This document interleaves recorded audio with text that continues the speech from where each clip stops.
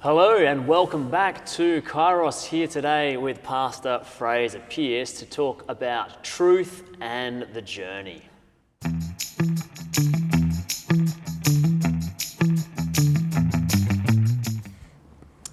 So Fraser, good to have you back on Kairos. It's been a little while.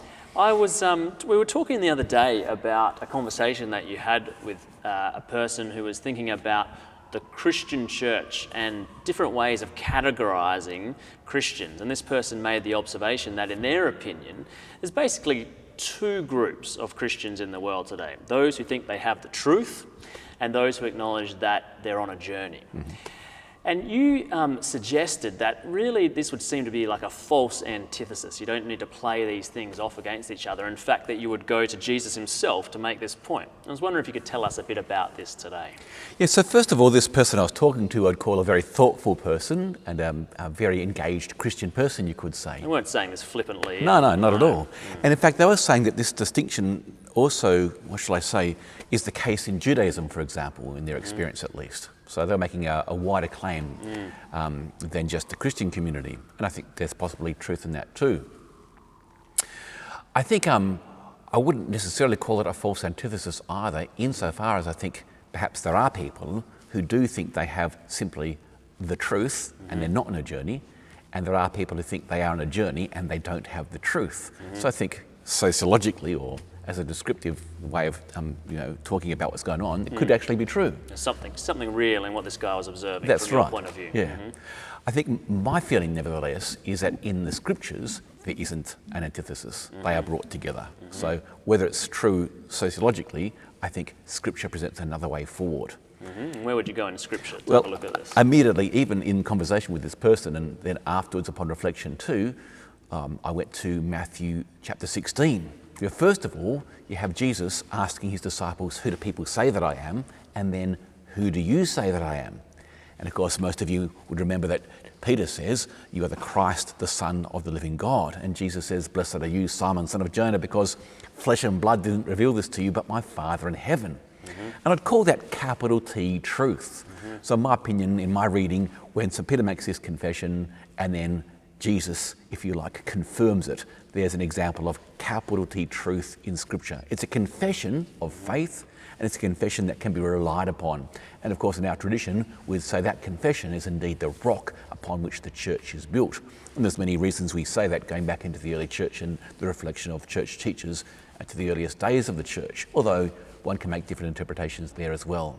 So capital T truth, you've got it, Peter, and you should hold on to this actually according to Jesus, and perhaps something's wrong if you're not holding on to this as what he says been revealed from heaven. Yeah, and you could say even in terms of a confession, you're not on a journey, you've arrived at the end point. Right. In terms of a confession of faith, right? Right. However, as Matthew 16 goes on, Jesus begins to talk about his rejection, his suffering, his death, his resurrection. And of course, St. Peter doesn't want to hear this.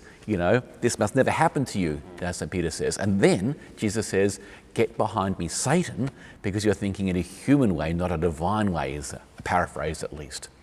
And there I think we have an example of Peter needing to be on a journey.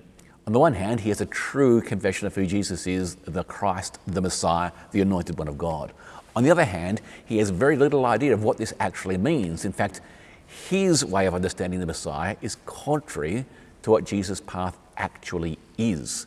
And therefore, St. Peter is very much on a journey into understanding what his confession of faith means. And so I think, in the Gospels, you have the disciples learning who Jesus is, and also I'd say, along with that, humility regarding themselves and their own commitments to him as disciples. They have to learn what this actually means. Yes.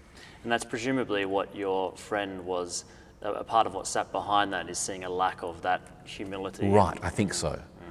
So to my mind, I think those who believe they have possession of the capital T truth would often see people who say they're on a journey as wishy-washy, not giving a clear confession, sounding an unclear trumpet call, you could say, and with some reason. I think those who understand faith as a journey often think those who believe they have capital T truth are in fact arrogant and proud and lacking self-knowledge. And that's a fair criticism as well, I think. There's a lot to it. Yeah, and I think the scriptures deal with both problems and present their way forward.